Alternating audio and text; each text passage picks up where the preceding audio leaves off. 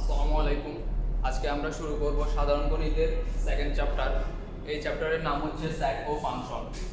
তো আমরা এই চ্যাপ্টারটাকে মূলত তিনটি ক্লাসে ভাগ করব। প্রথম ক্লাসে আমরা দেখব শুধু সেট সম্পর্কে, সেটের অনুশীলনের আগ পর্যন্ত যে উদাহরণগুলো দেওয়া আছে সেগুলো, এবং তার জন্য যে কনসেপ্ট ক্লিয়ার করতে হবে আমরা সবগুলোই দেখব। তারপর দ্বিতীয় ক্লাসে আমরা দেখব ফাংশন সম্পর্কে, এবং দ্বিতীয় আরেকটি ক্লাস নেওয়া হবে। সেই ক্লাসে আমরা দেখব সেট ও ফাংশন রিলেটেড যত প্রশ্ন আছে সেরা স্কুল অথবা বোর্ড কোশ্চেনের এমসিকিউ সিকিউ সবগুলোই আমরা সলভ করে দেখাবো। তো এখন আসি সেট হচ্ছে বাস্তব জগৎ বা চিন্তা জগতের সুসংজ্ঞায়িত বস্তুর সমাবেশ। তো সেটের জন্য যে দুটি শর্ত মানতে হবে, তার একটি হচ্ছে বস্তুটিকে অবশ্যই সুসংজ্ঞায়িত হতে হবে এবং সুনির্ধারিত সংগ্রহ হতে হবে। প্রকাশের পদ্ধতি সম্পর্কে জানবো। সেট প্রকাশের দুটি পদ্ধতি রয়েছে, একটি হচ্ছে তালিকা পদ্ধতি,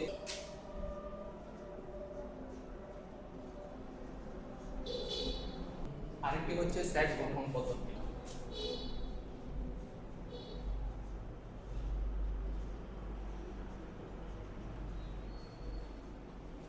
তালিকা পদ্ধতিতে একটি সেটকে সুনির্দিষ্টভাবে প্রকাশ করা হয়, যেমন ধরো 1 থেকে 5 পর্যন্ত সংখ্যার সেট, অথবা নবম শ্রেণীর যে বিষয়গুলো রয়েছে ওই বিষয়গুলোর সেট। এইগুলো হচ্ছে তালিকা পদ্ধতি। যেমন ধরো নবম শ্রেণীর 3টি বইয়ের সেট যদি বলি, অর্থ, রসায়ন, জীববিজ্ঞান, এগুলো হচ্ছে নবম শ্রেণীর 3টি বইয়ের সেট। আমি যদি সুনির্দিষ্টভাবে বলি তাহলে সেটা হবে তালিকা পদ্ধতি। যেমন এর একটি উদাহরণ হতে পারে সমা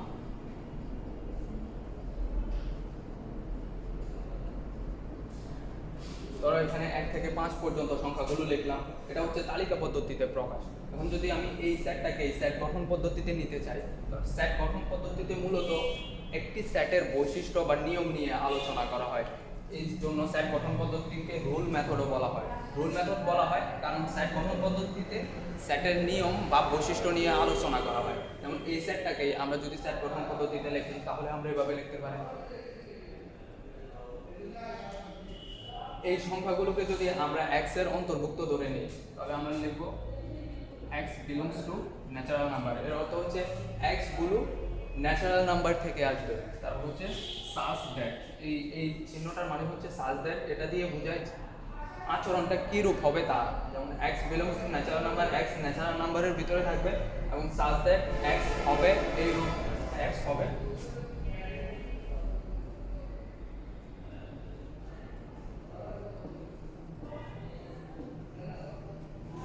ওয়ানের সমান অথবা ওয়ানের থেকে বড়, এবং 5 এর সমান অথবা 5 এর থেকে ছোট। সেট গঠন পদ্ধতিতে সেট আসলে অনেকভাবে প্রকাশ করা যায়। যেমন এই সেটটাকেই যদি আমরা আরেকভাবে প্রকাশ করতে চাই, যেমন এখানে যদি আমরা সমান চিহ্ন ব্যবহার না করে প্রকাশ করতে চাই তাহলে আমরা এখানে সমান চিহ্নটা মুছে দেব, আর এখানে 5 এর জায়গায় আমরা 6 লিখব। ন্যাচারাল নাম্বার 1 থেকে শুরু হয়, তাহলে x হচ্ছে 1 এর সমান অথবা 1 এর থেকে বড় এবং 6 এর ছোট। এভাবেও এই সেটটাকে প্রকাশ করা যায়। আমাদের বোর্ডে কিছু অঙ্ক দেওয়া আছে, আমরা এখন এই অঙ্কগুলো দেখব। এখানে তালিকা পদ্ধতি এবং সেট গঠন পদ্ধতি উভয় পদ্ধতিতেই 3টি সেট দেওয়া আছে। তো যেই সেটগুলো সেট গঠন পদ্ধতিতে দেওয়া আছে আমরা সেগুলোকে তালিকা পদ্ধতিতে নেব, এবং যেগুলো তালিকা পদ্ধতিতে দেওয়া আছে আমরা সেই সেটগুলোকে সেট গঠন পদ্ধতিতে প্রকাশ করব। আমরা যদি প্রথম সেটটিকে দেখি, এটি সেট গঠন পদ্ধতিতে দেওয়া আছে, লেখা আছে এখানে c equal x such that x ধনাত্মক পূর্ণ সংখ্যা এবং x হবে x এর বর্গ হবে 18 এর চেয়ে ছোট। এখানে দেওয়া আছে ধনাত্মক পূর্ণ সংখ্যা। তো যেহেতু ধনাত্মক পূর্ণ সংখ্যা দেওয়া আছে, তো আমরা 0 থেকে শুরু করব। তো 0 থেকে আমরা একটি একটি করে সংখ্যা চেক করব, যে সংখ্যাগুলোর বর্গ 18 এর থেকে ছোট হবে ওই সংখ্যাগুলো নিয়ে আমরা তালিকা পদ্ধতিতে সেট গঠন করব। তো আমরা যদি প্রথম অঙ্কটি করি, আমরা যদি লিখি x সমান 0 হলে 0 স্কয়ার সমান 0, আমরা দেখতে পাচ্ছি এটা হচ্ছে 18 এর থেকে ছোট। আবার x ইকুয়াল 1 হলে 1 স্কয়ার সমান 1, x ইকুয়াল 2 হলে 2 স্কয়ার সমান 4, x ইকুয়াল 3 হলে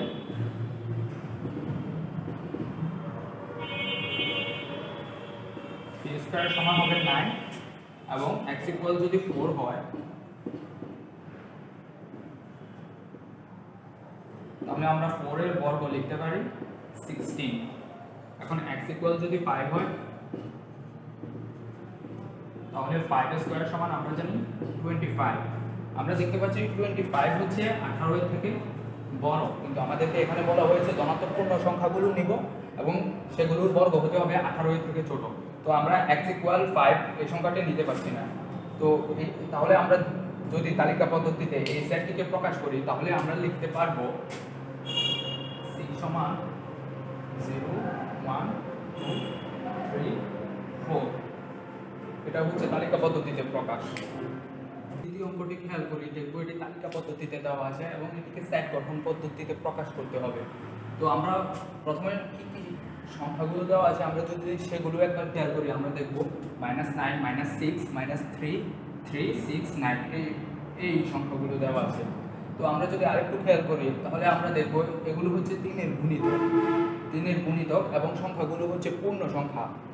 আমরা আগেই বলেছি আমরা যখন একটি সেটকে সেট গঠন পদ্ধতিতে প্রকাশ করব তখন সেট গঠন পদ্ধতিতে মূলত তালিকা পদ্ধতিতে যে সেটটি দেওয়া থাকবে আমরা সেই সেটটির বৈশিষ্ট্যগুলোই সেট গঠন পদ্ধতিতে প্রকাশ করব। তো আমরা এই সেটটির যে বৈশিষ্ট্যগুলো দেখছি সেগুলো যদি আমরা লিখে ফেলি, যেমন ধরো প্রথমে যদি দেখি সেটগুলো হচ্ছে পূর্ণ সংখ্যা।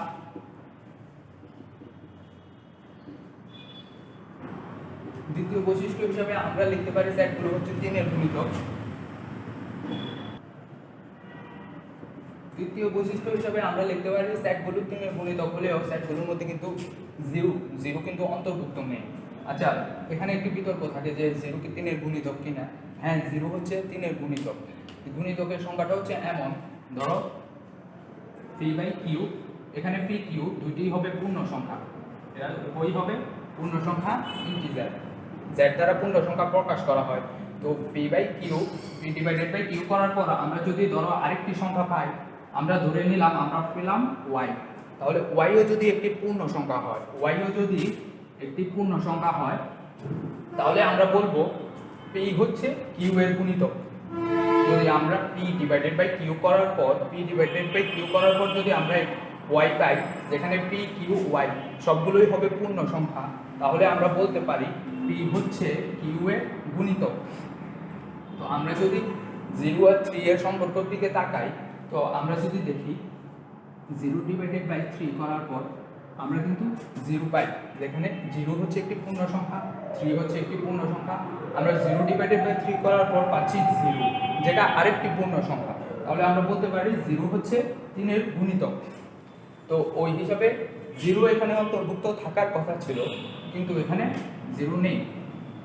আমরা যদি আরেকটি বৈশিষ্ট্য খেয়াল করি তাহলে আমরা দেখব যে উপাদানগুলো -9 থেকে +9 এর মধ্যে সীমাবদ্ধ।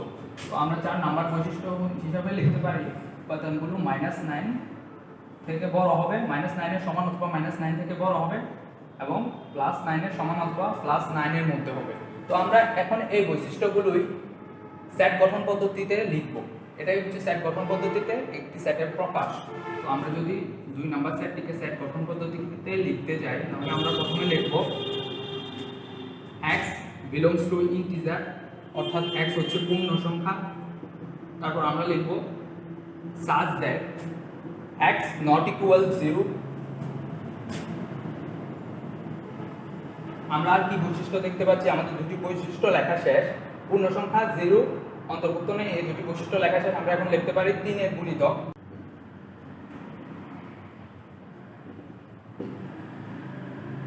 এবং আমরা লিখতে পারি -9 এর সমান অথবা -9 এর থেকে বড় এবং +9 এর সমান অথবা +9 এর থেকে ছোট। এটাই হচ্ছে আমাদের সেট গঠন পদ্ধতিতে সেটের প্রকাশ। আমরা 3 নম্বর অঙ্কটি দেখব। গঠন পদ্ধতিতে দেওয়া আছে, আমরা এটিকে তালিকা পদ্ধতিতে প্রকাশ করব। তো আমরা যদি বৈশিষ্ট্যগুলো খেয়াল করি তাহলে আমরা দেখব y পূর্ণ সংখ্যা হবে, y এর গণ 18 এর থেকে ছোট হবে। তো আমরা যদি 0 থেকে চেক করা শুরু করি, এখানে পূর্ণ সংখ্যা বলা আছে, ধনাত্মক বা ঋণাত্মক কিছু বলা নেই, তাহলে পূর্ণ সংখ্যা আমরা প্লাস মাইনাস ধনাত্মক ঋণাত্মক উভয় ধরনের পূর্ণ সংখ্যা দিয়ে চেক করব। যেগুলো শর্ত পূরণ করব ওইগুলো নিয়ে আমরা তালিকা পদ্ধতিতে প্রকাশ করব। তো আমরা যদি 0 থেকে শুরু করি, y ইকুয়াল যদি 0 হয় তাহলে 0 এর গণ আমরা জানি 0, আর y ইকুয়াল যদি আমরা প্লাস মাইনাস 1 একাত্রে নিলাম, গণর ক্ষেত্রে ধনাত্মক সংখ্যার গণ হবে ধনাত্মক এবং ঋণাত্মক সংখ্যার গণ হবে ঋণাত্মক। কারণ দেখো, যদি আমরা তিনটি মাইনাস সংখ্যাকে গুণ করি, যেমন ধরো মাইনাস ওয়ান, আমরা যদি এগুলো গুণ করি -1, তাহলে আমরা কিন্তু ঋণাত্মক সংখ্যায় পাবো। মাইনাসে মাইনাসে +1 হবে, তারপর আবার +1 কে -1 এর সাথে গুণ দিলে আমরা কিন্তু -1ই পাচ্ছি। তো আমরা তাহলে ঋণাত্মক সংখ্যার যদি আমরা গণ করি তাহলে আমরা ঋণাত্মক সংখ্যাই পাবো, আর ধনাত্মক সংখ্যার গণ করলে অবশ্যই আমরা ধনাত্মক সংখ্যাই পাবো। তো আমরা যদি y ইকুয়াল +-1 লিখি, তাহলে আমরা 1 এর গণ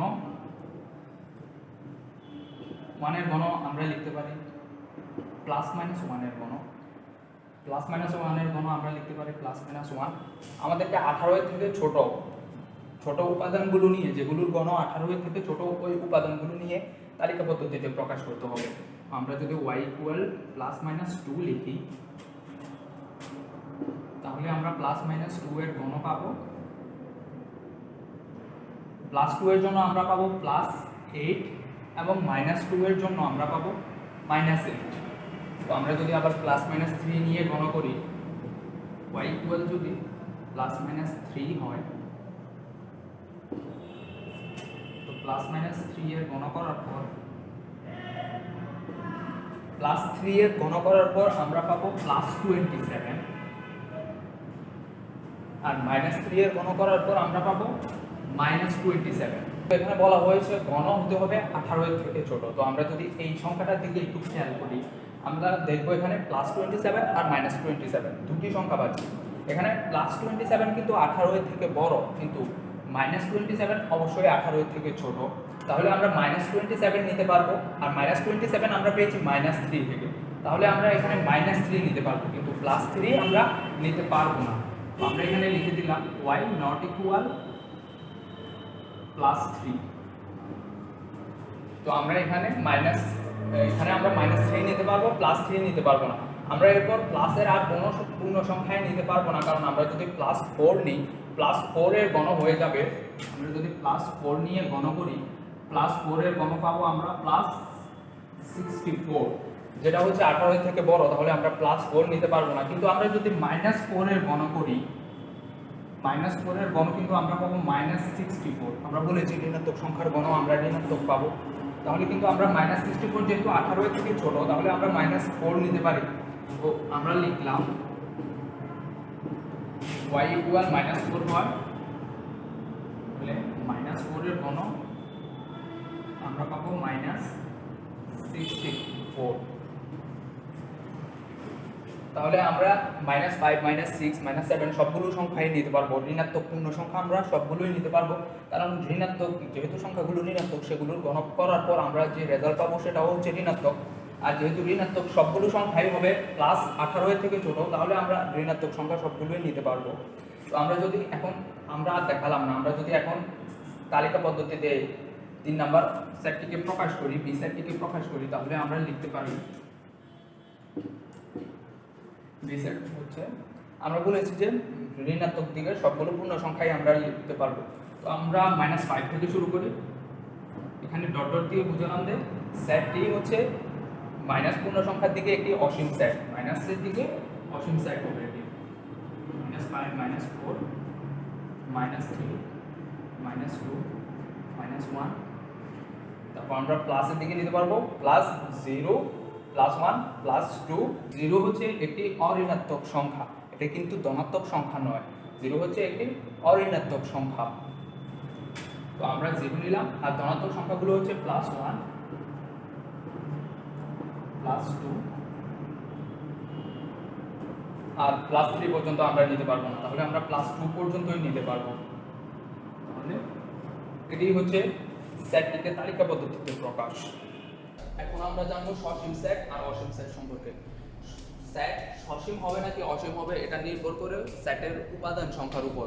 যদি আমরা সেটের উপাদান সংখ্যা গণনা করতে পারি তাহলে সেটা সসীম সেট, আর যদি আমরা উপাদান সংখ্যা গণনা করতে না পারি তাহলে সেটা অসীম সেট।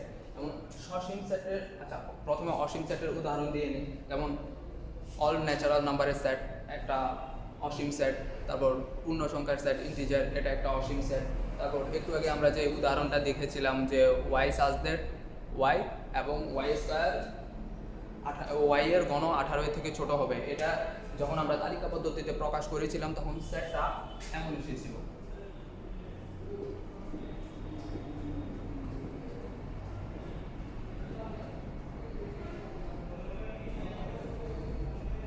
এটা পজিটিভ ইন্টিজারের দিকে এটা 2 পর্যন্ত হলেও নেগেটিভের দিকে কিন্তু এটার কোনো বাউন্ডারি ছিল না। তো এক দিক থেকে কিন্তু এটা অসীম। তো যেহেতু আমরা ঋণাত্মক দিকে -3 এর পরে এটা চলতেই থাকবে, -4 -6 -5 -6 -7 এভাবে এটা চলতে থাকবে। কত পর্যন্ত যাবে আমরা জানি না। তো উপাদানগুলো কিন্তু আমরা গণনা করতে পারি না। যেমন ধরো 1 2 3 4 5 6 এরপরেও কিন্তু আরো উপাদান আছে, আমরা সেটা গণনা করতে পারি না। তো এগুলো হচ্ছে অসীম সেট।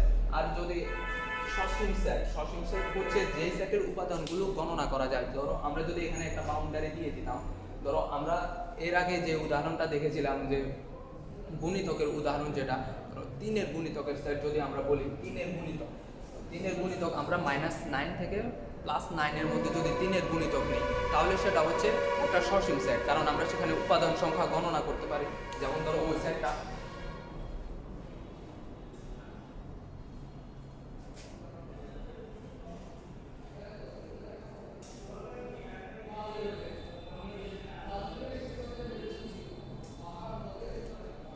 এটা হচ্ছে একটা সসীম সেট। এখন আমরা একটি প্রমাণ দেখব। এখানে বলা হয়েছে, দেখা হচ্ছে সকল স্বাভাবিক সংখ্যার সেট একটি অসীম সেট। এখানে ন্যাচারাল নাম্বার 1 থেকে শুরু হয়, 1 এর পর 2 3 4 5 6 7 এভাবে চলতে থাকে। তো প্রমাণটা আসলে এরকম ভাবে করতে হবে যে আমরা এই সেট থেকে কিছু উপসেট বের করে আনবো, তারপর দেখাবো যে এই উপসেটগুলো অসীম সেট। তারপর আমরা বলবো এই উপসেটগুলো যেহেতু এই সেট থেকে এসেছে, সুতরাং এই সেটটিও হচ্ছে একটি অসীম সেট, আর এটি হচ্ছে স্বাভাবিক সংখ্যার সেট। তো আচ্ছা, আমরা শুরু করি। ধরো আমরা যদি এই সেট থেকে জোড় সংখ্যার সেটটা বের করে আনি, তাহলে জোড় সংখ্যা এখানে আছে 2 4 6 8 এভাবে করে জোড় সংখ্যা চলতে থাকে।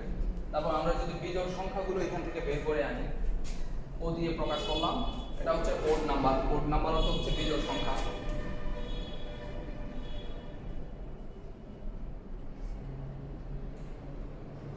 বিজোড় সংখ্যাও কিন্তু এভাবে করে চলতে থাকবে, কারণ 6 এর পরে তো আর শেষ হয়ে যায়নি। ডট ডট দিয়ে বোঝানো হচ্ছে যে 6 এর পরে 7 আছে, 8 আছে, 9 আছে, 10 আছে, এইভাবে ন্যাচারাল নাম্বারের সেটগুলো চলতেই থাকবে।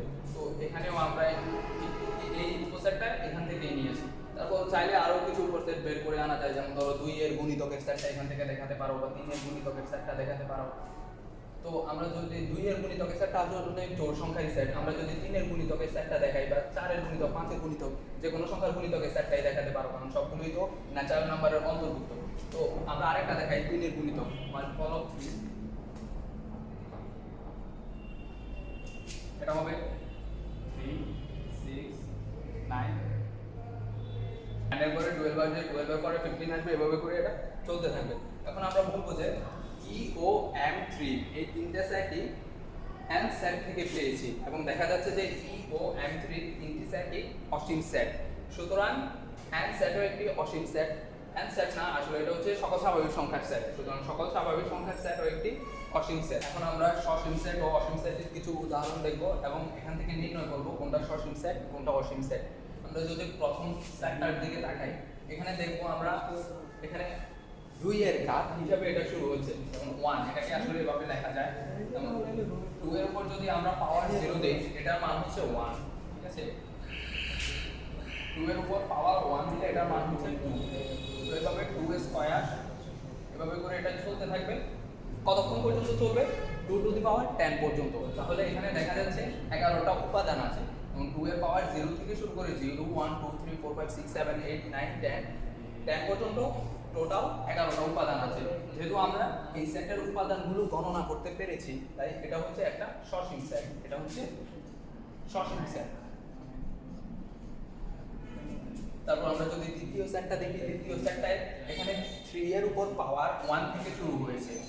3 এর উপর পাওয়ার 1, 3 এর উপর পাওয়ার 2, 3 কিউব, 3 টু দি পাওয়ার 4, এভাবে 5 6 7 8 করে চলতে থাকবে। কিন্তু কতক্ষণ পর্যন্ত চলবে বা কত দূর যাবে সেই সম্পর্কে কিন্তু এখানে কোনো বাউন্ডারি ফিক্স করা নাই। যেহেতু এখানে কোনো বাউন্ডারি নাই, তাহলে আমরা বলতে পারি না যে এই সেটের উপাদান সংখ্যা কত। এই সেটের উপাদান সংখ্যা আমাদের জানা নাই, সুতরাং এই সেটটা হচ্ছে একটা অসীম সেট। 3 নম্বর উদাহরণে বলা হয়েছে p by q such that p ও q পরস্পর সহমৌলিক। আচ্ছা, আমাদের সহমৌলিকের ধারণাটা একটু বুঝতে হবে। পরস্পর সহমৌলিক, পরস্পর কথাটার অর্থ হচ্ছে একটার সাপেক্ষে আরেকটা বা একটার সাথে আরেকটার কোনো সম্পর্ক আছে। আর সহমৌলিক, মৌলিক, মৌলিক বলতে আমরা বুঝি যে সংখ্যার গুণনীয়ক এক এবং ওই সংখ্যা ছাড়া আর কোনো গুণনীয়ক থাকে না, তাকে মৌলিক সংখ্যা বলে। তো এই কথাগুলোর সাথে পরস্পর সহমৌলিক কথাটার কিছু মিল আছে। পরস্পর সহমৌলিক এই টার্মটার অর্থ হচ্ছে দুই বা ততোধিক স্বাভাবিক সংখ্যার মাঝে যদি এক ছাড়া অন্য কোনো কমন উপাদান না থাকে তাহলে সেই সংখ্যাগুলোকে বলে পরস্পর সহমৌলিক। যেমন আমরা যদি 2 আর 3 এর ব্যাপারটা খেয়াল করি, 2 এর গুণনীয়ক হচ্ছে 1 আর 2, 3 এর গুণনীয়ক হচ্ছে 1 আর 3। এখানে 2 আর 3 এর মধ্যে কমন শুধু 1 আছে, শুধু কত 1 আছে। সুতরাং আমরা বলতে পারি 2 আর 3 হচ্ছে পরস্পর সহমৌলিক সংখ্যা, কারণ দুই জায়গাতেই 1 ছাড়া আর কোনো কমন উপাদান নাই। আমরা যদি 2 আর 4 এর ব্যাপারটা খেয়াল করি, 2 এর গুণনীয়ক হচ্ছে 1 2, 4 এর গুণনীয়ক হচ্ছে 1 2 4। এখানে 1 দুই জায়গাতেই কমন আছে, কিন্তু আরো একটি উপাদান 2, এই 2ও দুই জায়গাতেই কমন আছে। সুতরাং এটা 2 আর 4 পরস্পর সহমৌলিক হবে না। তো আরেকটা উদাহরণ যদি দিই, যেমন ধরো 2 আর 5, 2 আর 5 এর মধ্যে 2 এর গুণনীয়ক হচ্ছে 1 2, 5 এর গুণনীয়ক হচ্ছে 1 5। এখানেও দুই জায়গাতেই শুধু 1, দুই জায়গাতেই শুধু একই কমন আছে। সুতরাং বলতে পারি 2 আর 5 পরস্পর সহমৌলিক। আশা করি সহমৌলিকের ধারণাটা বুঝেছো। 2 3 2 5 3 5 5 7 এরকম সহমৌলিক সংখ্যা অনেক হতে পারে। তো আমরা যদি ধরো এটা তো সহমৌলিক, এটা সহমৌলিক হবে না। তো আমরা যদি ধরো 3 কে p ধরে নেই আর 2 কে q ধরে নেই, তাহলে p divided by q, p ও q পরস্পর সহমৌলিক এবং q 1 এর থেকে বড় হতে হবে। ধরো আমরা এটাকে q ধরে নিলাম আর এটাকে p ধরে নিলাম। এখন যদি আমরা লিখি p ডিভাইডেড বাই q আকারে যদি লিখি, তাহলে এটা হবে 3/2। 3/2 মানে হচ্ছে কত 1.5। তাহলে এই সেটের একটা উপাদান হবে 1.5। আমি 3/2 দিয়ে শুরু করেছি, কেউ চাইলে অন্য কোনো সংখ্যা দিয়েও শুরু করতে পারে। আমি জাস্ট দেখাবো যে এই সেটটা কি সসীম নাকি অসীম। এরপর যদি আমরা এটা নিই 5/2, 5/2 কত আসবে? 5/2 আসবে 2.5। সুতরাং 2.5 এভাবে করে কিন্তু এটা চলতে থাকবে। যেমন ধরো একজন নিল 7/2, আরেকজন নিল 7/3, আরেকজন নিল 5/3, এরকম করে কিন্তু সহমৌলিকের সেটটাই আসলে অসীম সেট। সুতরাং পরস্পর সহমৌলিকের সেট থেকে আমরা যে সেটটা পাবো এটাও আসলে একটা অসীম সেট। সুতরাং 3 নাম্বার সেটটা হচ্ছে একটা অসীম সেট। এখন y such that y belongs to n, এর মানে হচ্ছে y এইরূপ যেন y ন্যাচারাল নাম্বারের অন্তর্ভুক্ত হবে। y হবে ন্যাচারাল নাম্বারের অন্তর্ভুক্ত। তারপর y এর বর্গ 100 এর থেকে ছোট হবে, y এর ঘন 100 এর থেকে বড় হবে। তো আমরা যেহেতু ন্যাচারাল নাম্বার শুরু হয় 1 থেকে, আমরা যদি 1 থেকে দেখি, যেমন ধরো 1 এর বর্গ হচ্ছে 1, এটা 100 এর থেকে ছোট। তারপর 1 এর ঘন 100 এর থেকে ছোট, কিন্তু এখানে বলা হয়েছে ঘন হতে হবে 100 থেকে বড়। 1 এর ঘন কিন্তু 100 থেকে বড় না, 1 এর ঘন হচ্ছে 1। তাহলে এই সেটের মধ্যে 1 অন্তর্ভুক্ত থাকবে না। তারপর আমরা যদি 2 দিয়ে দেখি, 2 এর বর্গ 2 স্কয়ার সমান হচ্ছে 4, 2 কিউব সমান হচ্ছে 8। 2 ও এই সেটের অন্তর্ভুক্ত হবে না, কারণ 8 হচ্ছে 100 থেকে ছোট, এখানে 100 থেকে বড় হতে হবে। তারপর আমরা যদি 3 দিয়ে দেখি, 3 স্কয়ার সমান হচ্ছে 9 আর 3 কিউব সমান হচ্ছে 27, এটাও 100 থেকে ছোট। তারপর আমরা যদি 4 দিয়ে দেখি, 4 স্কয়ার সমান হচ্ছে 16 আর 4 কিউব হচ্ছে 64। তারপর 5 স্কয়ার, এখানে 4 স্কয়ার 16 100 থেকে ছোট, ঠিক আছে, কিন্তু 4 এর ঘন 4 কিউব 64 কিন্তু 100 এর থেকে ছোট হয়ে গিয়েছে।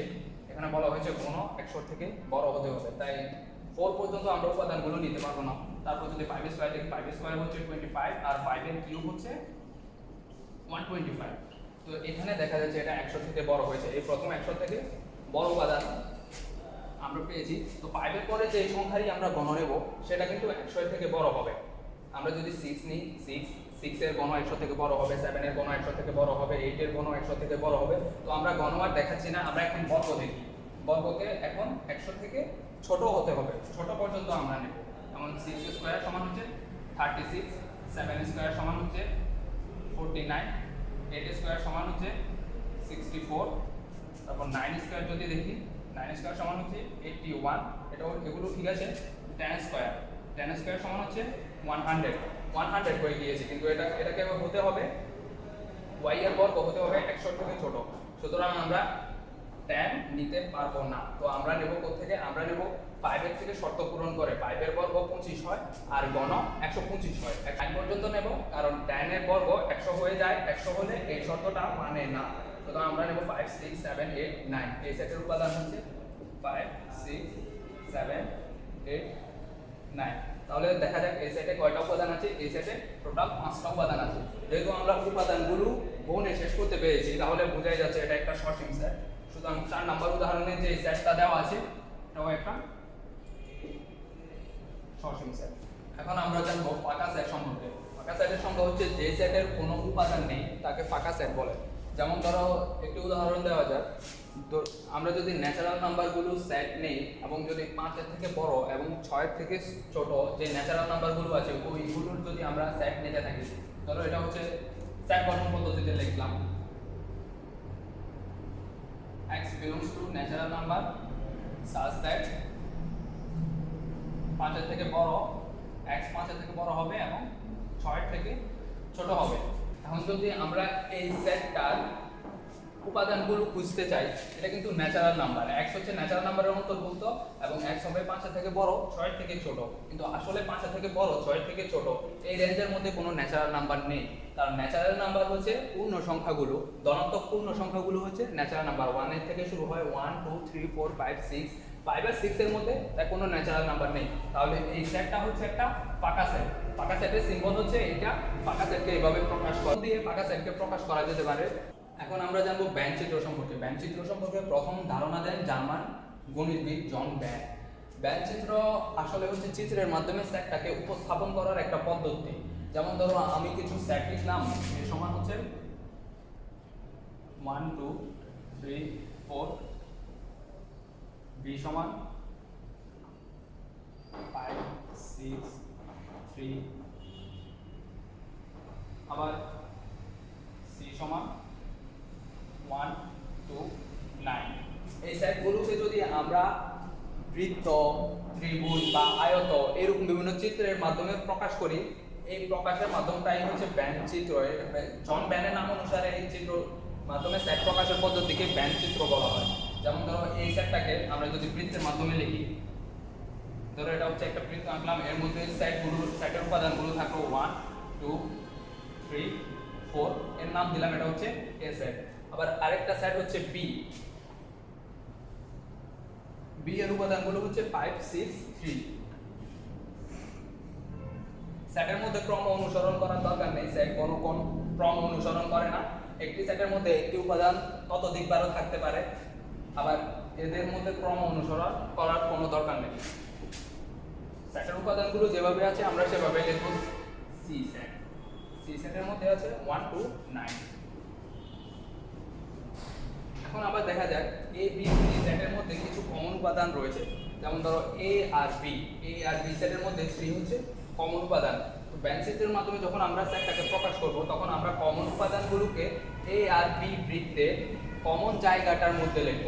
যেমন আমরা যদি এটাকে মুছে ঠিক ব্যান্ড চিত্রে যেভাবে প্রকাশ করে এভাবে প্রকাশ করি, তাহলে এটা হবে,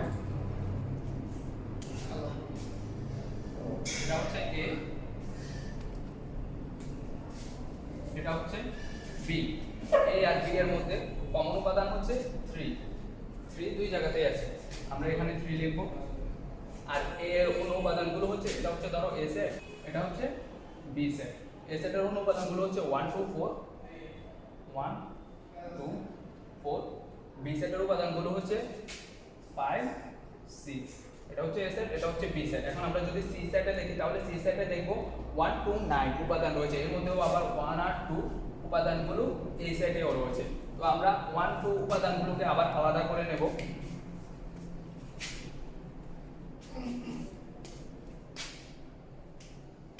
এটা হচ্ছে সি সেট, সি সেট আর এ সেটের কমন উপাদানগুলো হচ্ছে 1 2 1 2 উপাদানগুলো আমরা এখানে লিখলাম। তারপর কমন উপাদান ছাড়া সি সেটে আর যে উপাদানটি রয়েছে এটা হচ্ছে 9 আর এ সেটের মধ্যে রয়েছে 4। এখন দেখো এই এটা হচ্ছে ব্যান্ড চিত্র। এখন আমরা যদি এটাকে আবার একে আয়তের মধ্যে নিয়ে নিই,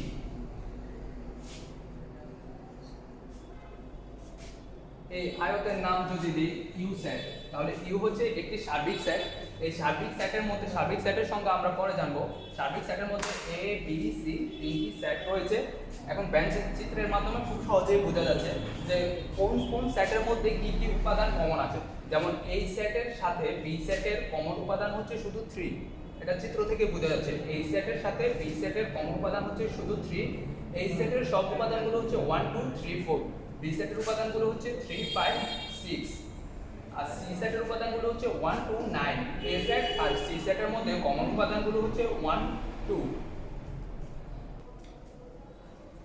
এখন আমরা উপসেট আর প্রকৃত উপসেট সম্পর্কে জানবো। এখানে একটি সেট সেট গঠন পদ্ধতিতে দেওয়া আছে x such that x 3 এর গুণিতকের সেট, এবং এটা 3 এর সমান অথবা 3 এর থেকে বড় হবে এবং 9 এর সমান অথবা 9 এর থেকে ছোট হবে। আচ্ছা, এই সেটটাকে যদি আমরা তালিকা পদ্ধতিতে প্রকাশ করি তাহলে এভাবে লিখতে পারি। এই সেটের উপাদানগুলো হচ্ছে 3 এর গুণিতকের সেট 3 6 9। এখন আমরা উপসেট কথাটা সম্পর্কে জানবো। উপসেট হচ্ছে একটা সেট সম্পর্কে যতগুলো একটা সেট থেকে যতগুলো সেট গঠন করা যায় ওই সেটগুলোকেই এই সেটের উপসেট বলবে। এই সেট থেকে আমরা কি কি উপসেট গঠন করতে পারি, যেমন ধরো প্রথমে তিনটা উপাদান নিই, তিনটা উপাদান 3 6 9 তিনটা উপাদান নিয়ে গঠন করা যায় 3 6 9। তারপর ধরো আমরা নিলাম দুইটা দুইটা করে নেব। এখন 3 আর 6 নিলাম প্রথম উপাদান এবং দ্বিতীয় উপাদান নিলাম 3 6। তারপর আমরা নিলাম প্রথম উপাদান আর তৃতীয় উপাদান 3 9। তারপর আমরা নিলাম 3 6 এবং 3 9 নেওয়া শেষ। এখন আমাদের প্রথম উপাদানের সাথে 3 6 নেওয়া শেষ, প্রথম উপাদানের সাথে শেষ উপাদানও নেওয়া শেষ। এখন আমরা দ্বিতীয় উপাদানের সাথে শেষ উপাদান নেব, এটা হবে 6 9। এখন আমাদের দুটি দুটি করেও সবগুলো উপাদান নেওয়া শেষ। এখন আমরা একটি একটি করে উপাদান নেব, একটি করে, যেমন আমরা 3 নিতে পারি 6 নিতে পারি 9 নিতে পারি, প্রত্যেকটি আমরা আলাদা আলাদা করে নেব। যেমন 3 6 9। সবশেষে আরেকটি ব্যাপার যেটা খেয়াল করতে হবে, ফাঁকা সেট। ফাঁকা সেট কিন্তু সব সেটেরই একটি উপসেট। এখন আমরা ফাঁকা সেটকেও নেব। তাহলে এখন দেখা যাচ্ছে কয়টি উপসেট পাচ্ছি, 1 2 3 4 5 6 7 8। উপাদান সংখ্যা হচ্ছে এখানে 3। আমরা যদি n দিয়ে উপাদান সংখ্যা প্রকাশ করতে চাই, উপাদান সংখ্যা হচ্ছে 3 6 9, মানে হচ্ছে তিনটি উপাদান রয়েছে 3। উপাদান সংখ্যার সাথে উপসেটের একটি সম্পর্ক রয়েছে। একটি সেট থেকে কয়টি উপসেট পাবো তা উপাদান সংখ্যার উপর নির্ভর করে। যেমন উপাদান সংখ্যাকে আমরা এখানে n দিয়ে প্রকাশ করলাম। কোন সেটের উপাদান সংখ্যা যদি n হয় তাহলে ওই সেটের উপসেটের সংখ্যা হবে 2 টু দি পাওয়ার n। কি বললাম, কোন সেটের উপাদান সংখ্যা যদি n হয় ওই সেটের উপসেটের সংখ্যা হবে 2 টু দি পাওয়ার n। যেমন এখানে n এর মান হচ্ছে 3, আমরা যদি n এর মান 2 এর উপর বসাই 2 এর কিউব কত পাবো, আমরা 8 পাবো। আমরা যদি বলে দেখি উপাদান সংখ্যাও কিন্তু 8টি রয়েছে, 1 2 3 4 5 6 7 8। এটা অনেক সময় এমসিকিউ আসে যে একটি সেট দেওয়া থাকে, এই সেটের উপাদান সংখ্যা কত, আমরা এই সূত্র দিয়ে এটা বের করতে পারি উপাদান সংখ্যা। আর আরেকটি বিষয় যেটি খেয়াল করতে হবে, ফাঁকা সেটও কিন্তু সব সেটেরই উপসেট, তাই ফাঁকা সেটকে উপসেটের মধ্যে অন্তর্ভুক্ত করে নিতে হবে। আর উপসেটের সংখ্যাটা হচ্ছে একটি সেট থেকে যতগুলো সেট গঠন করা পসিবল সবগুলো সেটই হচ্ছে প্রধান সেটের উপসেট। এখন আমরা জানব প্রকৃত উপসেট সম্পর্কে। প্রকৃত উপসেট এটাও কিন্তু এক ধরনের উপসেটই। এটার সাথে উপসেট আর প্রকৃত উপসেট এই দুটোর মধ্যে পার্থক্য হচ্ছে শুধু প্রকৃত উপসেটের মধ্যে সবগুলো উপাদান থাকবে না। যেহেতু এটা প্রকৃত উপসেট, মানে হচ্ছে প্রকৃত উপসেটের মধ্যে সবগুলো উপাদান যদি আমরা নেই তাহলে এই দেখো তো এই সেটটা কিন্তু এই সেটই হয়ে যাচ্ছে। আমরা যদি এটাকে নাম দিই অ্যাস সেট, এ সেটের একটি উপসেট, কিন্তু এস সেটটা এ সেটের মতোই সেম একই সেট। তাই এস সেট যখন আমরা প্রকৃত উপসেট বের করব তখন আমরা এস সেটটা বাদ দিয়েই করব। প্রকৃত উপসেটের সংখ্যা হচ্ছে কোন সেট থেকে ওই সেটের যতগুলো উপাদান রয়েছে সবগুলো উপাদান আমরা একসাথে নেব না, ওই সেটের সবগুলো উপাদান ওই সেটের উপাদানগুলো থেকে কম সংখ্যক উপাদান নিয়ে যতগুলো সেট গঠন করা যায় সেই সবগুলো সেটই হচ্ছে প্রথম সেটটির প্রকৃত উপসেট। আবার বলি, কোন সেট থেকে ওই সেটে যতগুলো উপাদান রয়েছে তার থেকে কম সংখ্যক উপাদান নিয়ে যতগুলো সেট গঠন করা যায় সবগুলো সেটই হচ্ছে প্রথম সেটটির প্রকৃত উপসেট। তো কম সংখ্যক উপাদান নিয়ে যদি সেট গঠন করতে যাই তাহলে দেখো এই সেটের মধ্যে ছিল 3, 6, 9, তিনটি উপাদান ছিল। আমরা তিনটি উপাদান নিয়ে প্রকৃত সেট গঠন করতে পারবো না, তিনটি উপাদান নিয়ে সেট গঠন করলে তার প্রকৃত উপসেট হবে না। তিনটি উপাদানের থেকে কম সংখ্যক উপাদান নিয়ে যতগুলো সেট গঠন করতে পারবো সবগুলোই হবে প্রকৃত উপসেট। তো আমরা এই সেট থেকে তিনটি উপাদান নিয়ে দুইটি উপাদান নিতে পারি, একটি উপাদান নিতে পারি, আবার কোনো উপাদান নাও নিতে পারি, যেটা হচ্ছে ফাঁকা সেট। তো আমরা এখন প্রকৃত উপসেট বের করি। প্রকৃত উপসেট হবে, এই সেটের প্রকৃত উপসেট হবে, আমরা এখন প্রকৃত উপসেট বের করব। যেমন ধরো দুইটি করে যদি উপাদান নেই, প্রথম উপাদানের সাথে শেষ উপাদান নিলাম 3, 6। আমরা বের করার সময় এভাবে বের করব, প্রথমটার সাথে দ্বিতীয়টা নেব, তারপর প্রথমটার সাথে তৃতীয়টা নেব। প্রথমের সাথে যখন সবগুলো নেওয়া শেষ হয়ে যাবে তখন আমরা দ্বিতীয়র সাথে তৃতীয়টা নেব। এভাবে করেই আমরা চলতে থাকবো। যেমন 3 এর সাথে 6 নিলাম, এরপর 3 এর সাথে 9 নেব। এই সিকোয়েন্সে আগাতে থাকলে আমরা কোনো উপাদান মিস করব না। উপসেট আর প্রকৃত উপসেটের সংখ্যাও আমরা ঠিকভাবে গণনা করতে পারবো। 3, 6, 3, 9, তারপর আমরা নেব 6, 9, 6, 9।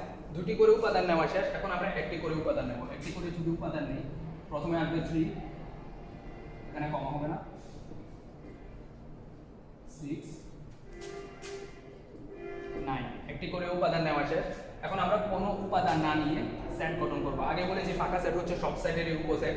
এখন দেখো এখানে কয়টি প্রকৃত উপসেট পেয়েছি আমরা। এই সেটের প্রকৃত উপসেট কয়টি পেয়েছি? 1, 2, 3, 4, 5, 6, 7। আগের বার আমরা উপসেট পেয়েছিলাম 8টি, এখন আমরা প্রকৃত উপসেট পাচ্ছি 7টি। প্রকৃত উপসেটের সংখ্যাও কিন্তু এই 2 টু দি পাওয়ার n সূত্র দিয়ে বের করা যায়। শুধু 2 টু দি পাওয়ার n এর থেকে আমরা 1 বিয়োগ দিয়ে দিলেই হলো। যেমন ধরো 7 কে আমরা এভাবে লিখতে পারি কিনা, 2 এর কিউব বিয়োগ 1, 2 এর কিউব হচ্ছে 8, 8 এর থেকে 1 গেলে হয় 7। এখানে 3 হচ্ছে আগের মতোই, সেটের ভিতরে কয়টি উপাদান আছে তা, সেটের ভিতরে যতগুলো উপাদান থাকবে এটা 2 এর উপর ঘাত হিসাবে বসবে, তারপর 1 বিয়োগ দিলে আমরা যেটা বলবো তা হচ্ছে প্রকৃত উপসেট। তাহলে প্রকৃত উপসেট বের করার নিয়ম হচ্ছে 2 to the power n minus 1। এটা হচ্ছে প্রকৃত উপসেট আর এটা হচ্ছে শুধু উপসেট। এগুলো এমসিকিউ তে আসে, আমরা এগুলো বিশেষভাবে খেয়াল রাখবো। সেটের সমতা বা দুইটি সেট বা তিনটি সেট কখন সমান হবে তা সম্পর্কে জানবো। এখন ধরো একটি সেট আমরা নিলাম, বি নিলাম, বি এর মধ্যে উপাদান রয়েছে 3, 5, 7। সি আরেকটি সেট নিলাম, সি এর মধ্যে উপাদান রয়েছে 3, 3, 5, 7, 7, 7। এখানে দুটি সেট তখনই সমান হবে যখন সেটের মধ্যে উপাদানগুলো, এই সেটে ধরো বি সেটে যে উপাদানগুলো রয়েছে ঠিক একই উপাদান সি সেটের মধ্যে থাকবে, তখনই আমরা বলবো বি এবং সি দুইটি সেট সমান। এটা ম্যাটার করে না যে বি সেটে কয়টি উপাদান আছে আর সি সেটে কয়টি উপাদান আছে, এটা ম্যাটার করে না। যেটা দেখতে হবে সেটা হচ্ছে বি সেটে যে উপাদানগুলো আছে সেই একই উপাদানগুলো সি সেটে আছে কিনা সেটা দেখতে হবে। বি সেটের উপাদানগুলো যদি সি সেটে থাকে তাহলে আমরা বলতে পারি বি আর সি সেট দুটি সমান। সেট দুটি সমান হলে আমরা লিখতে পারি বি সমান সি। বি সমান সি আমরা তখনই লিখতে পারবো যখন দুটি সেট সমান হবে। আরেকটা কথা, দুইটি সেট যদি সমান হয়ে যায়,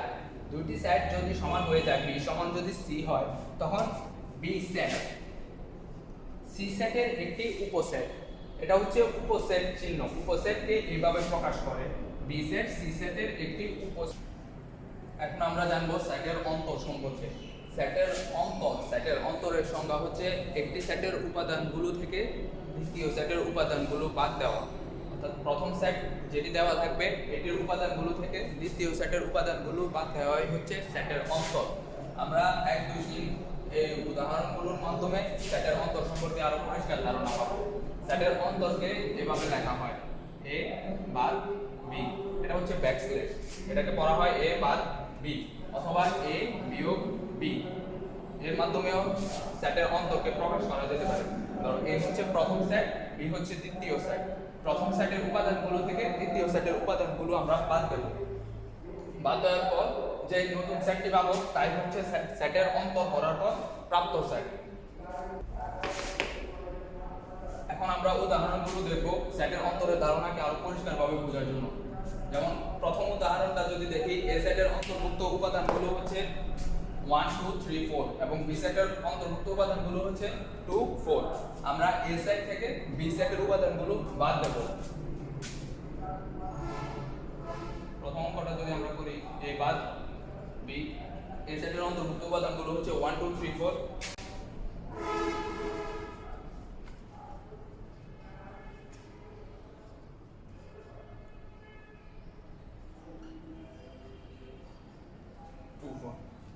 এখানে বি সেটে যে উপাদানগুলো থাকবে এগুলো যদি এ সেটে পাওয়া যায়, আমরা এ সেট থেকে বি সেটের উপাদানগুলো বাদ দেব এবং এ সেটের অবশিষ্ট উপাদানগুলো নিচে লিখে ফেলবো। এটাই হবে রেজাল্ট।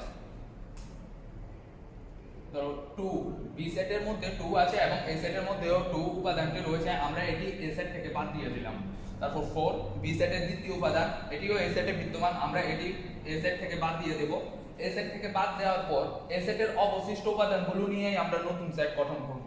যেমন এ সেটের অবশিষ্ট উপাদানগুলো রয়েছে 1 আর 3।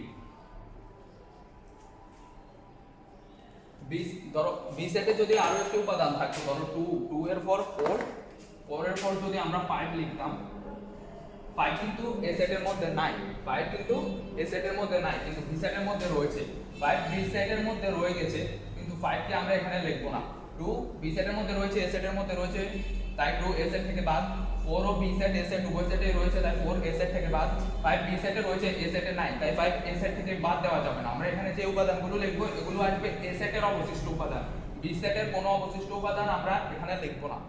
বাদ দেওয়ার নিয়মই হচ্ছে এটা, প্রথম সেট থেকে দ্বিতীয় সেটের উপাদানগুলো বাদ দেব এবং প্রথম সেটের অবশিষ্ট উপাদানগুলো লিখে ফেলব।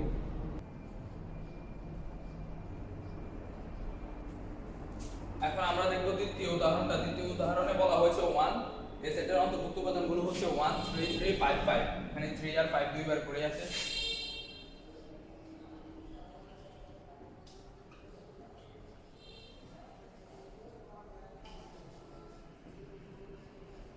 বি সেটের উপাদানগুলো হচ্ছে 3 5 5।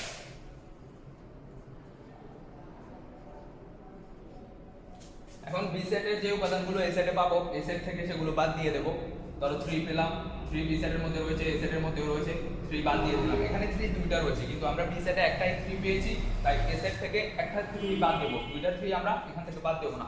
বি সেটে আরেকটা 5 রয়েছে, এ সেট থেকে 5 বাদ দিলাম। বি সেটে আরেকটা 5 রয়েছে, এ সেট থেকেও আরেকটা 5 বাদ দিলাম। তো এই সেটের অবশিষ্ট উপাদান যেগুলো সেগুলো হচ্ছে 1 আর 3। এটাই হচ্ছে আমাদের রেজাল্ট।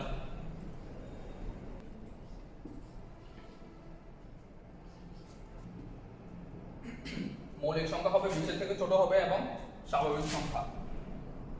তো মৌলিক সংখ্যা শুরু হয় 2 থেকে, আমরা 2 থেকে শুরু করব। 2 এর পর 3 আছে, 3 5 7 11 13 17, 20 এর থেকে ছোট হবে তাই 19। আর বি সেটের উপাদানগুলোর মধ্যে রয়েছে, বি সেটের উপাদানগুলো হবে 4 এর গুণিতক এবং 25 এর থেকে ছোট, আর এগুলো হবে স্বাভাবিক সংখ্যা। গুণিতক কিন্তু পূর্ণ সংখ্যাও হতে পারে, কিন্তু আমরা এখানে বলে দিয়েছি x belongs to natural number, সুতরাং আমরা এখন শুধু স্বাভাবিক সংখ্যাগুলোই নেব। 4 এর গুণিতক নেব এবং 25 এর থেকে ছোট নেব। তো 4 এর গুণিতক শুরুই, স্বাভাবিক সংখ্যায় 4 এর গুণিতক শুরু হবে 4 থেকে। তো আমরা যদি বি সেটের উপাদানগুলো লিখি, আমরা নিচে লিখি এটা।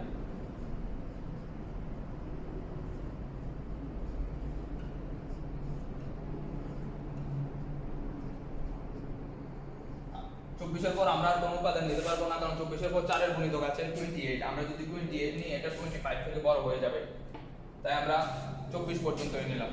আচ্ছা, এখন আমরা এখানে যে উপাদানগুলো এ সেটে পাবো এটা হচ্ছে বি সেট। বি সেটের যে উপাদানগুলো আমরা এ সেটে পাবো আমরা সেই উপাদানগুলো বাদ দেব। আচ্ছা দেখি 4 নেই, তা আমরা দেখি বি সেটের কোন উপাদান এ সেটে আছে কিনা। 4 8 12 16 20 24 বি সেটের কোন উপাদানই এ সেটে নাই। যেহেতু বি সেটের কোন উপাদানই এ সেটে নাই, তাহলে আমরা এ সেট থেকে বি সেটের উপাদানগুলো বাদ দিলে আসলে কোন উপাদানই বাদ যাচ্ছে না, কারণ আমরা বি সেটের কোন উপাদানই এ সেটের সাথে মিলাতে পারছি না। যেহেতু আমরা বি সেটের কোন উপাদানই এ সেটের সাথে মিলাতে পারছি না, যে উপাদানগুলো মিলতো আমরা সেগুলোকে বাদ দিতাম। তাহলে আমরা কি এখন কোন উপাদানগুলো বাদ দিতে পারবো? পারবো না, কারণ বি সেটের কোন উপাদানই এ সেটের সাথে মিলছে না। তাহলে এ বাদ বি এর রেজাল্ট হবে এ সেট পুরোটাই। কারণ আমরা রেজাল্টে কি লিখতাম? বাদ দেওয়ার পর এ সেটের অবশিষ্ট উপাদানগুলো রেজাল্টে লিখতাম না। বি সেটের যে উপাদানগুলো এ সেটের সাথে মিলে যেত ওই উপাদানগুলো বাদ দেওয়ার পর এ সেটের অবশিষ্ট উপাদানগুলো নিয়ে তো আমরা নতুন সেট গঠন করতাম। কিন্তু এখানে তো আমরা কোনো উপাদান বাদ দিতে পারছি না। তাহলে আমরা যেহেতু কোনো উপাদানই বাদ দিতে পারছি না, তো সবগুলো উপাদানই থেকে যাবে আর আমরা সবগুলো উপাদান নিয়েই নতুন সেট গঠন করব। তাহলে আমাদের প্রাপ্ত রেজাল্ট হবে এ সেট পুরোটাই 2 3 5 7 11 13 17 19। আচ্ছা, আমরা এখন আরেকটি উদাহরণ দেখব। এ বাদ বি, যেখানে এ সেটের উপাদানগুলো হচ্ছে ধরো 1 2 3। আবার ধরে নিলাম বি সেটের উপাদানগুলো একই 1 2 3।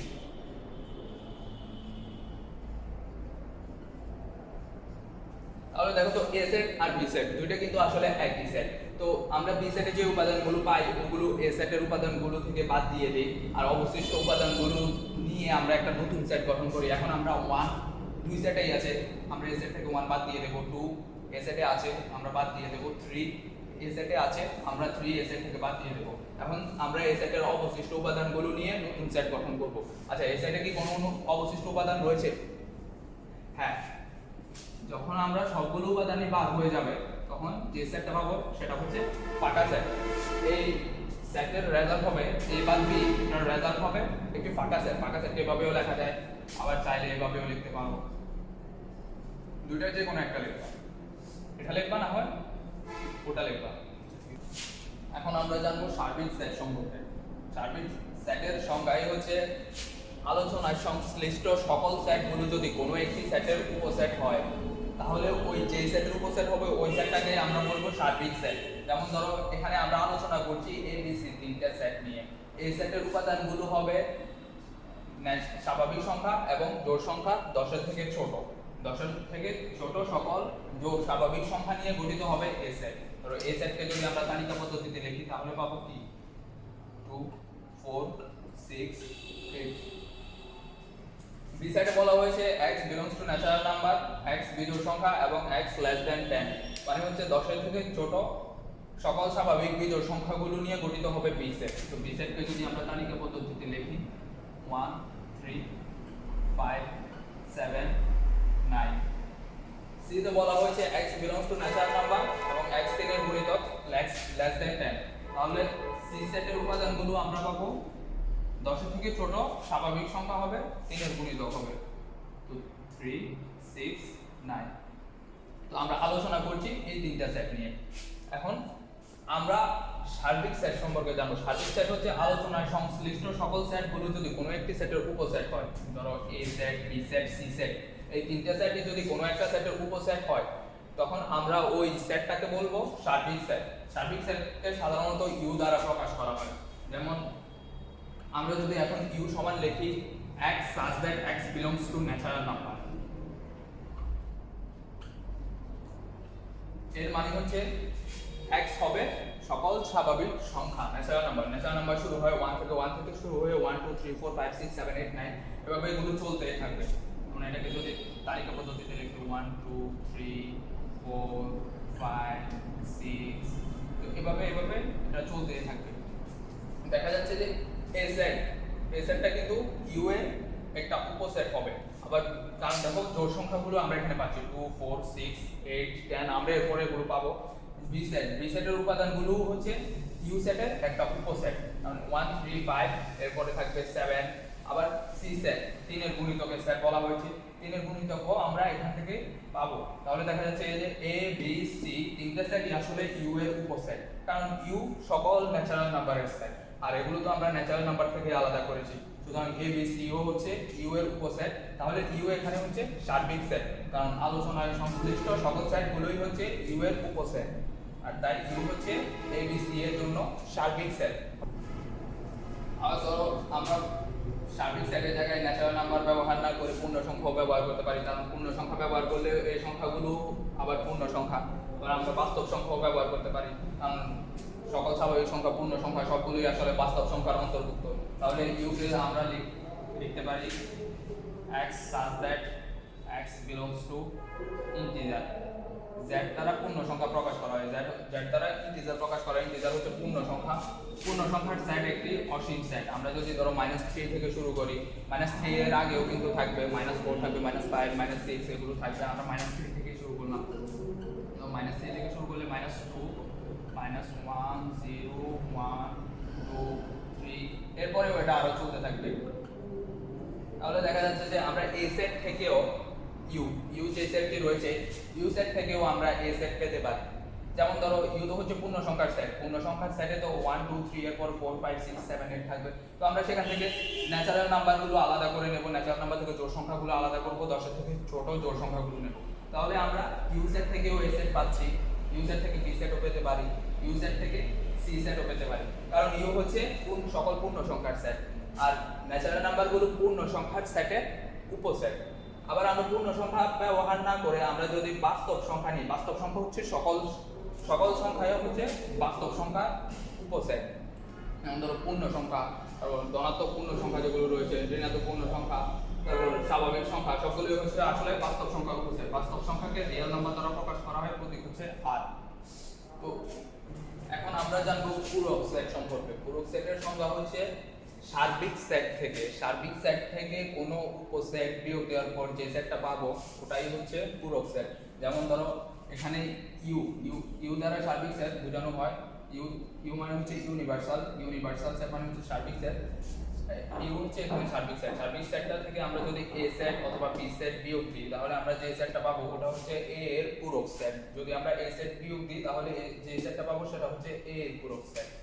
এর পূরক সেটকে লেখা হয় এভাবে, এ এর উপর একটা সি থাকবে, এ মানে হচ্ছে এ কমপ্লিমেন্ট হচ্ছে এ এর পূরক। তো এটাকে আবার এভাবেও লেখা যায়, ধরো কিউ বা এ।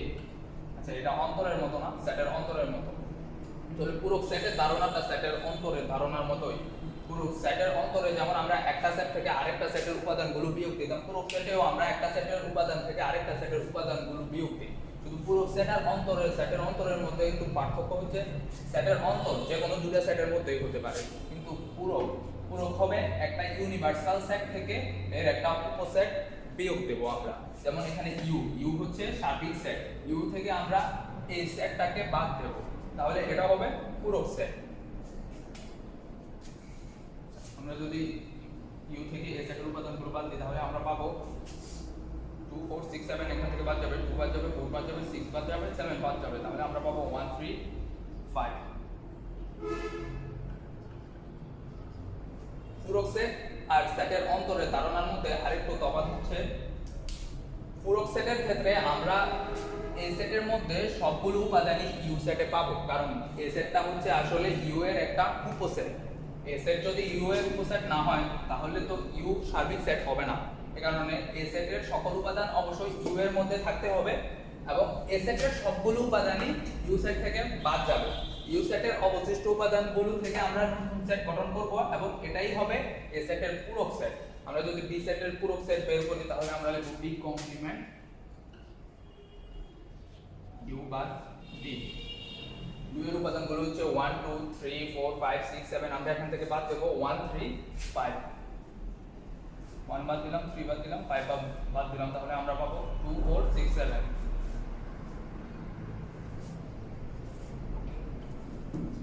এখানে খেয়াল করলে দেখবে যে বি এর যতগুলো উপাদান রয়েছে সবগুলো উপাদানই আমরা ইউ সেটে পেয়েছি এবং ইউ সেট থেকে বি এর উপাদানগুলো বাদ দেওয়ার পর অবশিষ্ট উপাদানগুলো নিয়ে আমরা বি এর পুরো সেট বি কমপ্লিমেন্ট গঠন করেছি। কিন্তু সেটের অন্তরের ক্ষেত্রে দেখা যায় যে আমরা যখন একটা সেট থেকে আরেকটা সেটের অন্তর বের করেছিলাম, তখন দ্বিতীয় সেটের সবগুলো উপাদান প্রথম সেটে পাওয়া যেত না।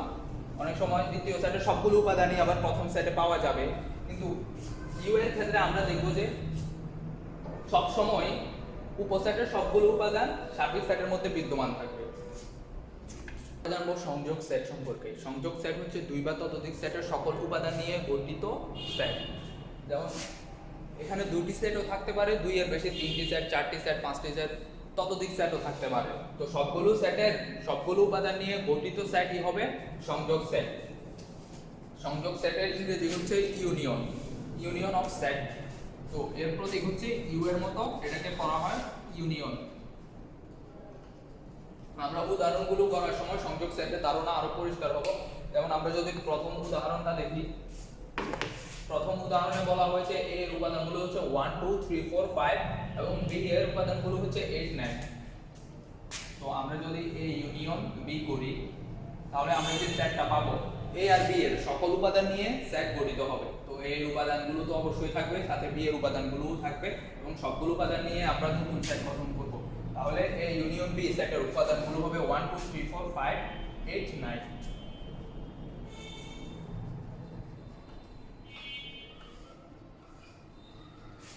এটা হচ্ছে এক নম্বরের রেজাল্ট।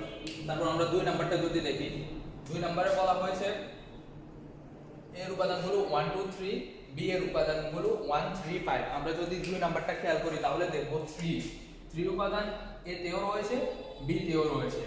সংযোগ সেটের ক্ষেত্রে আমরা যখন দুইটি সেট নিয়ে সংযোগ সেট গঠন করব, তখন যে উপাদানটি দুইটি সেটেই থাকবে সেই উপাদানটিকে আমরা একবার করে নেব। এখানে 3 এ সেটের মধ্যেও রয়েছে, বি সেটের মধ্যেও রয়েছে। আমরা 3 দুইবার নিব না, আমরা 3 নিব একবার। আবার 1 এ সেটের মধ্যেও রয়েছে, বি সেটের মধ্যেও রয়েছে, আমরা 1 ও নেব একবার। তো আমরা যদি এখন এ ইউনিয়ন বি করি তাহলে পাবো 1 2 3। এর উপাদানগুলো আগে লিখে ফেললাম। তারপর দেখি 1 কিন্তু একবার লেখা হয়ে গেছে, 1 বি সেটের মধ্যে রয়েছে, আমরা এখন 1 লিখব না। 3 ও আগে একবার লেখা হয়ে গেছে, 3 দুই সেটে একবার করে আছে, তো আমরা 3 লিখে ফেলেছি একবার। এখন আমরা লিখব বি এর শেষ উপাদান 5। এটা হচ্ছে দুই নম্বরের রেজাল্ট। এখন আমরা দেখব তিন নাম্বার। 4 নম্বর উদাহরণের মাধ্যমে আমরা সংযোগ সেট সম্পর্কে আরো পরিষ্কার ধারণা পাবো। সংযোগ সেটের মধ্যে আমরা বলেছি যে কোনো উপাদান যদি উভয় সেটেই রিপিট করে, তাহলে আমরা রিপিটেড উপাদানটা উভয় সেট থেকে শুধু একবার করে নেব। যেমন আমরা যদি এ সেটের দিকে আর বি সেটের দিকে তাকাই, এখানে দেখা যাবে যে 4 উপাদান এ সেটের মধ্যেও রয়েছে, বি সেটের মধ্যেও রয়েছে। আমরা দুই জায়গা থেকে 4 উপাদানটাকে শুধু একবার নেব। আবার 5 বি সেট এ সেটেও রয়েছে, বি সেটেও রয়েছে, আমরা 5টিও দুই জায়গা থেকে শুধু একবার নেব।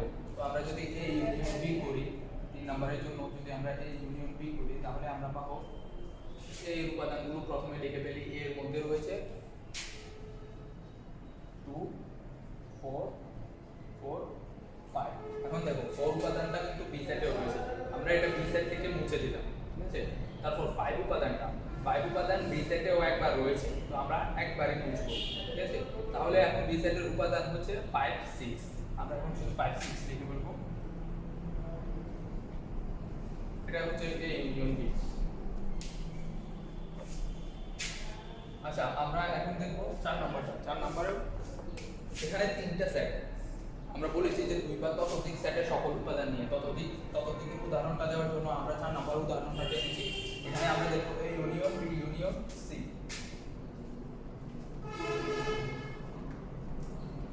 এ ইউনিয়ন বি ইউনিয়ন সি যদি দেখি, প্রথমে আমরা এই সেটের উপাদানটাকে লিখে বলবো। এই সেটে যে উপাদানগুলো রয়েছে সেগুলো আমরা প্রথমে লিখে বলবো। তারপর আমরা এ সেটের যে উপাদানগুলো বি আর সি সেটের মধ্যে পাবো, আমরা সেগুলো মুছে দেব। যেমন ধরো 1 কিন্তু বি সেটেও নেই, সি সেটেও নেই। 2 আমরা বি সেটে পেয়েছি, আমরা বি সেট থেকে 2 উপাদানটা মুছে দেব। 3ও আমরা বি সেটে পেয়েছি, আবার সি সেটেও পেয়েছি, আমরা একবার পেয়েছি। একবার পাওয়ার কারণে আমরা বি সেট থেকে একবারই মুছবো। বি সেটে কিন্তু দুটো 3 ছিল, আমরা দুটোই মুছবো না। আমরা এ সেটে একটা 3 পেয়েছি, বি সেট থেকে একটা 3 মুছবো। তারপর সি সেটে একটা 3 ছিল, আমরা ওটাও মুছে দিলাম। এবার আমরা বি সেটে যে উপাদানগুলো রয়ে গেছে আমরা সেগুলো লিখে ফেলবো। বি সেটে এখন রয়েছে 3 5। 3 5 লেখার পরে দেখো 5 উপাদানটা কিন্তু সি সেটেও রয়েছে। আমরা সি সেট থেকে 5 উপাদানটা মুছে দিলাম। এখন আমাদের বি সেটের উপাদানগুলো লেখা শেষ এবং সি সেটে যে উপাদানটা অবশিষ্ট রয়েছে আমরা শুধু সেটা লিখতে পারবো। এটা হচ্ছে A union B union C এর রেজাল্ট। জানবো সেট দিস সেট সম্পর্কে, ইন্টারসেকশন অফ সেটস। দুই বা ততোধিক সেটের সাধারণ উপাদান নিয়ে গঠিত সেটকে চ্যাট সেট বলে। ইন্টারসেকশন অফ সেটের প্রতীক হচ্ছে এন এর মতো। এটা হচ্ছে ইন্টারসেকশন।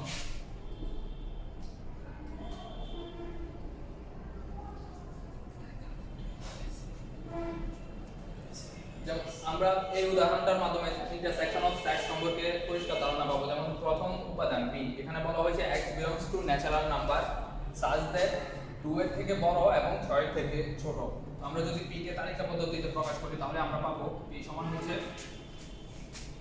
2 এর থেকে বড়, তাহলে আমরা 3 থেকে শুরু করব, 3 4 5 6।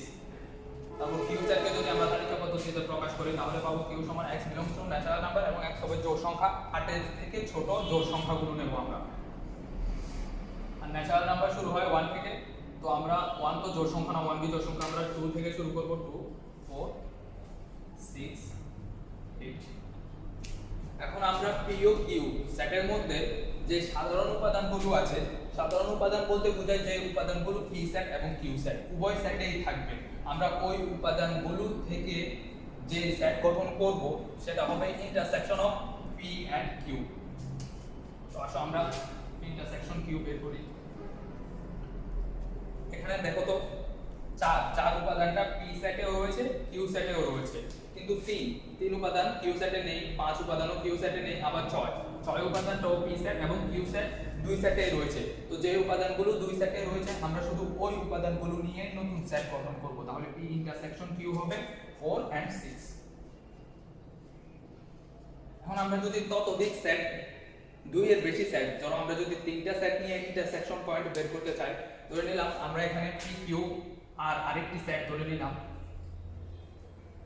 আর সেট নিলাম 4 এর গুণিতকের সেট, ধরো 12 থেকে ছোট 4 এর যে সকল গুণিতক রয়েছে ওগুলো নিয়ে যদি আমরা আরেকটি সেট r গঠন করি তাহলে আমরা পাবো r হচ্ছে 4 8 4 8। 12 থেকে ছোট উপাদানগুলো নিয়ে আমরা গঠন করলাম। এখন আমরা p intersection q intersection r তিনটি সেটেরই কমন উপাদানগুলো নিয়ে নতুন সেট গঠন করব। এটা হচ্ছে ততোধিক সেটের ক্ষেত্রে উদাহরণটা প্রযোজ্য। যেমন আমরা যদি p intersection q intersection r বের করি তাহলে আমরা ওই উপাদানগুলো নিয়ে কাজ করব যে উপাদানগুলো তিনটি সেটের মধ্যে কমন থাকবে। যেমন আমরা যদি দেখি p সেটের মধ্যে রয়েছে 3 4 5 6, q সেটের মধ্যে রয়েছে 2 4 6 8 এবং r সেটের মধ্যে রয়েছে 4 8। আচ্ছা, এখানে কোন উপাদানটা তিনটা সেটের মধ্যে রয়েছে? 3 কিন্তু তিন সেটেই নেই, 4। আমরা যদি 4 এর দিকে খেয়াল করি তাহলে দেখব যে 4 p সেটের মধ্যেও রয়েছে, q সেটের মধ্যেও রয়েছে, r সেটের মধ্যেও রয়েছে। আর কোন উপাদান পাওয়া যায় না যেগুলো তিন সেটের মধ্যেই রয়েছে। তো আমরা নতুন যে সেটটা পাবো এটাতে থাকবে শুধু 4। আমরা যদি তিন সেটের মধ্যে কোনো উপাদান না পেতাম, ধরো আমরা যদি তিনটি সেট থেকে যদি 4 উপাদানটা মুছে দিই, আমরা কিন্তু এখন তিনটা সেটের মধ্যে কিন্তু কোনো কমন উপাদান খুঁজে পাচ্ছি না। এখন যদি আমরা p intersection q intersection r বের করতে যাই, এগুলোর মধ্যে কিন্তু এখন কোনো কমন উপাদান নাই, তাহলে আমরা যে সেটটা পাবো সেটা হচ্ছে একটা ফাঁকা সেট। কারণ এখানে p intersection q intersection r এর মধ্যে কোনো কমন উপাদান নাই। এই ক্ষেত্রে যদি আমরা p intersection q intersection r বের করি তাহলে আমরা পাবো ফাঁকা সেট। যা আমরা এখন ব্যান্ড চিত্রের মাধ্যমে সংযোগ সেট আর চ্যাট সেট এটা একটু ব্যান্ড চিত্রের মাধ্যমে বোঝার চেষ্টা করব। আমরা এখন ব্যান্ড চিত্রের মাধ্যমে সংযোগ সেট এবং চ্যাট সেট বের করা শিখব। যেমন ধরো এখানে তিনটি সেট দেওয়া আছে, p 1 2 3 4, q সেটে দেওয়া আছে 2 3 3 5 এবং r সেটে দেওয়া আছে 3 5 5 6। তো ব্যান্ড চিত্রের মাধ্যমে যদি আমরা এটা বের করতে চাই, প্রথমে আমাকে ব্যান্ড চিত্রের মাধ্যমে সেটগুলোকে প্রকাশ করতে হবে। যেমন আমি যদি ধরে নিই এটা হচ্ছে p সেট, তারপর এটা হচ্ছে q সেট এবং এটা হচ্ছে r সেট। প্রথমে আমরা তিন জায়গাতে যে উপাদানগুলো কমন আছে সেগুলো লিখব। যেমন ধরো এখানে তিন জায়গাতেই কমন আছে 3 তিন জায়গাতেই কমন আছে 3, তাহলে আমরা প্রথমে 3 উপাদানটা লিখব। 3 উপাদানটা লিখব তিন জায়গা যেখানে ছেদ করে, তিনটি বৃত্ত যে অংশে ছেদ করে সেই অংশে আমরা তিনটি সেটের কমন উপাদানটাকে লিখবো। যেমন ধরো এই অংশটার কথা চিন্তা করো, এই অংশটা হচ্ছে তিনটি বৃত্তেরই চার অংশ। যেমন এটা হচ্ছে পি সেট, এটা হচ্ছে কিউ সেট এবং এটা হচ্ছে আর সেট। তিনটি বৃত্তই এই অংশে ছেদ করে, তাহলে আমরা তিনটি সেটের কমন উপাদান যেটি সেটি এই অংশে আমরা লিখব। যেমন এখানে হচ্ছে 3, তিনটি সেটের কমন উপাদান লেখার পর আমরা দুইটি করে সেট নেব এবং দুইটি সেটের যে উপাদানগুলো কমন আছে সেগুলো দুইটি বৃত্তের চারাংশের মধ্যে আমরা লিখব। যেমন ধরো আমরা যদি পি আর কিউ এই দুটো সেট নিয়ে কাজ করি, তাহলে আমরা দেখব দুটো সেটের মধ্যে কমন আছে 2, শুধু 2 দুটি সেটের মধ্যে কমন আছে। 3 কিন্তু একবার নেওয়া হয়ে গেছে, আমরা এখন আর 3 ধরব না। আমরা এখন দেখব 2 দুটি সেটের মধ্যে কমন আছে, তাহলে আমরা এখানে লিখব 2 পি এবং কিউ বৃত্তের মধ্যে 2 কমন আছে। এখন আমরা যদি কিউ আর আর নিয়ে কাজ করি, কিউ এবং আর এই দুটোর মধ্যে কোন উপাদান কমন আছে তা নিয়ে কাজ করি, তাহলে আমরা দেখব 5 উপাদানটি দুটি জায়গার মধ্যেই কমন আছে। 5 উপাদানটি কিউ সেটের মধ্যেও রয়েছে, আবার 5 উপাদানটি আর সেটের মধ্যেও রয়েছে। আমরা দুটি জায়গা থেকে 5 উপাদানটিকে পাচ্ছি। আমরা এখন কিউ এবং আর বৃত্তের চারাংশের মধ্যে 5 উপাদানটিকে লিখব। এই লিখলাম। এখন আমরা কাজ করব পি কিউ নিয়ে আমরা কাজ করেছি, কিউ আর নিয়ে আমরা কাজ করেছি। এখন আমরা কাজ করব পি আর আর সেট নিয়ে। পি আর আর সেটের মধ্যে কোনো উপাদান কমন আছে কি? আমরা এখানে খেয়াল করলে দেখব পি এবং আর সেটের মধ্যে কোনো কমন উপাদান খুঁজে পাওয়া যাচ্ছে না, তাহলে আমরা এখানে কিছু লিখব না। এখন আমাদের কমন উপাদানগুলো লেখা শেষ। এখন আমরা কমন উপাদানগুলো বাদ দিয়ে যে উপাদানগুলো বাকি রয়েছে আমরা সেগুলো লিখব। যেমন ধরো পি সেটের মধ্যে আমরা 2 লিখে ফেলেছি, 3 লিখে ফেলেছি। 2 আর 3 খেয়াল করো, এটা কিন্তু পি বৃত্তের মধ্যে রয়ে গেছে। এখন আমরা 2 3 বাদ দিয়ে যে দুটো উপাদান রয়েছে 1 আর 4 সেগুলো আমরা এখানে লিখব। এখন আমরা আসি কিউ বৃত্তে। কিউ সেটের মধ্যে রয়েছে 2 3 3 5। আমরা এখানে 2 3 5 তিনটি উপাদান কিন্তু কিউ বৃত্তের মধ্যেই রয়েছে, আমরা তিনটি উপাদান লিখে ফেলেছি। তাহলে আর বাদ রয়েছে এই 3টা, আমরা এখন এই 3টা লিখব। এরপর আমরা যদি আর বৃত্তের মধ্যে আসি, আর বৃত্তের মধ্যে দেখব আমরা 3 আর 5 লিখে ফেলেছি, আমাদের বাকি রয়ে গেছে 5 আর 6। আমরা এখন 5 6 এই যে 3 আর 5 এটা কিন্তু আর বৃত্তের মধ্যেই রয়েছে, আমরা এখন 5 আর 6 লিখব। এখন আমরা যদি এখান থেকে পি ইউনিয়ন কিউ ইউনিয়ন আর বের করতে চাই, এটা খুব সহজ হয়ে যাবে। আমরা শুধু বৃত্তের মধ্যে যে উপাদানগুলো রয়েছে সেগুলো থেকে পি ইউনিয়ন কিউ ইউনিয়ন আর বের করতে পারি। যেমন ধরো আমরা যদি এখানে বের করি পি ইউনিয়ন কিউ ইউনিয়ন আর, তাহলে আমরা খুব সহজেই লিখে ফেলবো। আমরা যে যে উপাদানগুলো দেখতে পাচ্ছি সেগুলো লিখে ফেলবো। এখানে ক্রম অনুসরণ করার কোনো দরকার নেই, কারণ সেটের উপাদানগুলো ক্রম পরিবর্তন করলে সেটের কোনো পরিবর্তন হয় না। তাই আমরা এক মাথা থেকে শুরু করি। যেমন আমরা পি বৃত্তের মধ্যে যেগুলো রয়েছে সেগুলো প্রথমে লিখে ফেলি। পি বৃত্তের মধ্যে প্রথমে রয়েছে 1, এরপরে ধরো 2, এরপরে 3 4। আচ্ছা, পি লেখা শেষ। এখন আমরা কিউ মধ্যে আসি, কিউ মধ্যে রয়েছে 3 আর 5 লিখি আমরা।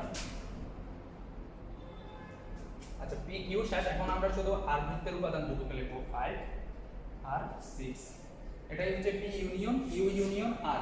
ভ্যান চিত্রে যদি আমরা প্রকাশ করতে শিখি, তাহলে ভ্যান চিত্রের মাধ্যমে খুব সহজেই উপাদানগুলো নিয়ে আমরা ইউনিয়ন বের করে ফেলতে পারি। আমরা যদি ইন্টারসেকশন বের করতে পারি, ইন্টারসেকশন হচ্ছে এখানে তিনটি সেট নিয়ে আলোচনা করা হচ্ছে। তাহলে আমরা ইন্টারসেকশন বের করার সময় শুধু ওই উপাদানটার কথা চিন্তা করব যে উপাদানগুলো তিনটি সেটের মধ্যেই পাওয়া যায়। যেমন আমরা যদি ভ্যান চিত্রের দিকে তাকাই, তিনটি বৃত্তই যে অংশে ছেদ করে এটা হচ্ছে সেই অংশ, এটা হচ্ছে তিনটি বৃত্তের চারাংশ।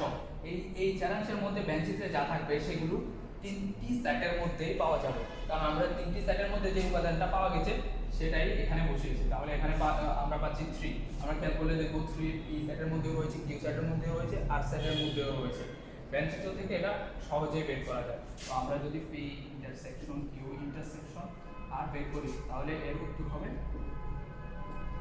3। তো ভ্যান চিত্র থেকে এটা দেখতে পাচ্ছি। এখন আমরা জানবো নিশ্চেদ সেট সম্পর্কে, অথবা ইংলিশ নাম হচ্ছে ডিসজয়েন্ট সেট।